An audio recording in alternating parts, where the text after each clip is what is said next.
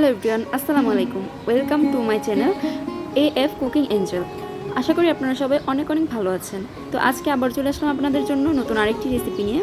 তো রেসিপিটা হচ্ছে মরিচের খোলা, যা নোয়াখালীর ঐতিহ্যবাহী একটি খাবার। এটা অনেকে শুকনো মরিচের ভর্তাও বলে থাকে। তো যাই হোক, শুরু করার আগে বলতে চাই, যদি আপনি আমার চ্যানেলে নতুন হয়ে থাকেন অবশ্যই চ্যানেলটা সাবস্ক্রাইব করে দিবেন, অ্যান্ড ভিডিও ভালো লেগে থাকলে অবশ্যই একটা লাইক করে দিবেন অ্যান্ড কমেন্ট করে জানাবেন যে ভিডিওটা কেমন লেগেছে। তো চলুন শুরু করা যাক। তো প্রথমেই চুলায় আমি একটা পাতিলে পানি দিয়ে তাতে শুকনো মরিচ দিয়ে দিয়েছি, মানে গরম পানিতে। এতে করে মরিচের যে ঝালটা ওটা বেরিয়ে আসবে।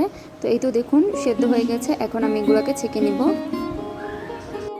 তো ছেঁকে উঠিয়ে নিয়েছি। আমি এটা অফ ক্যামেরায় করেছি, কারণ বেশি বড় হলে ভিডিও আপনারা দেখবেন না। তো যাই হোক, তারপরে এগুলা উঠিয়ে নিয়ে ব্লেন্ডারের জগে মরিচগুলো দিয়ে দিলাম, আর দিয়ে দিচ্ছি কিছু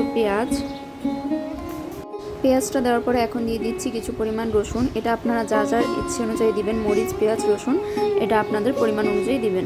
তারপর ব্লেন্ডারের জগে ঢাকনাটা লাগিয়ে এখন আমি অফ ক্যামেরায় ব্লেন্ড করে নিব। এই তো ব্লেন্ড করে নিয়েছি অফ ক্যামেরায়। আপনারা চাইলে কিন্তু পাটায়ও বেটে নিতে পারেন। তো তারপর এখন আমি একটা বাটিতে এগুলোকে ঢেলে নিচ্ছি। তো এই তো ঢেলে নিলাম। তো দেখুন একেবারেই মিহি হয়ে গিয়েছে। এখন চলে যাব মেন কাজে, যেটা হচ্ছে চুলায় একটা প্যান বসিয়ে দিয়ে তাতে আমি দিয়ে দিচ্ছি পরিমাণ মতো তেল দিয়ে এখন তাতে দিয়ে দিব সামান্য পরিমাণ পেঁয়াজ। এটা অপশনাল, পেঁয়াজটা আপনারা চাইলে নাও দিতে পারেন। তো দিয়ে এখন একটু ভেজে পেঁয়াজটাকে, তারপর এতে দিয়ে দিচ্ছি মরিচের ফাঁকি 1 চা চামচ, আর হাফ চা চামচ হলুদের গুঁড়ো দিয়ে এখন একটু নেড়ে চেড়ে তারপর ব্লেন্ড করা সেই মরিচগুলো দিয়ে দিব। এই তো দিয়ে দিচ্ছি। এখন দিয়ে এটাকে নেড়ে চেড়ে একসঙ্গে মিশিয়ে নিব। ভালো করে নেড়ে চেড়ে মিশিয়ে নিচ্ছি। তো এটাকে কিছুক্ষণ নেড়ে চেড়ে মিশিয়ে নিলাম। তারপর এখানে দিয়ে দিচ্ছি স্বাদ মতো লবণ দিয়ে আবারও একটু নেড়ে চেড়ে দিলাম। দিয়ে এখন যেই ব্লেন্ডারের জগের মধ্যে আমরা ব্লেন্ড করেছিলাম সেটার মধ্যে একটু পানি দিয়ে সেই পানিটা এটার মধ্যে দিয়ে দিচ্ছি, কারণ এর আগে আমি কোনো পানি ইউজ করিনি। তো এখন এটা রান্না করার জন্য পানিটা দিয়ে একটি ঢাকনা দিয়ে ঢেকে রান্না করে নিব 5 মিনিটের মতো। তো রান্না করার পরে এই তো অফ ক্যামেরায় 5 মিনিট হয়ে গেছে।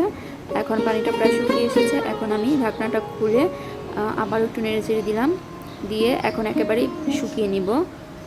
তো তার মধ্যে এখন দিয়ে দিচ্ছি আবার ধনিয়া পাতা কুচি, এতে করে কিন্তু টেস্টটা অনেক ভালো আসবে। তো তারপর আবারও কিছুক্ষণ নেড়ে চেড়ে একেবারে শুকিয়ে নিব। তো অফ ক্যামেরায় আমি একেবারে নেড়ে চেড়ে শুকিয়ে নিয়েছি। তো এরকম পর্যায়ে বুঝতে হবে যে ভর্তাটা একেবারেই রেডি। এখন আমি নামিয়ে কিন্তু পরিবেশন করে নিব। তো দেখুন মাশাআল্লাহ কতটা সুন্দর হয়েছে। তো চলুন পরিবেশন করে নেওয়া যাক। তো আমি এখন পরিবেশন করে নিচ্ছি। আপনারা কিন্তু অবশ্যই আমার এই রেসিপিটি দেখে বাসায় বানিয়ে ফেলতে পারেন।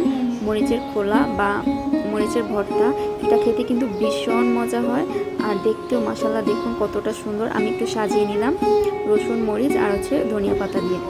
তো আমার এই ভিডিওটি যদি আপনাদের ভালো লেগে থাকে অবশ্যই একটা লাইক করবেন, কমেন্ট করবেন, শেয়ার করবেন আর সাবস্ক্রাইব করবেন।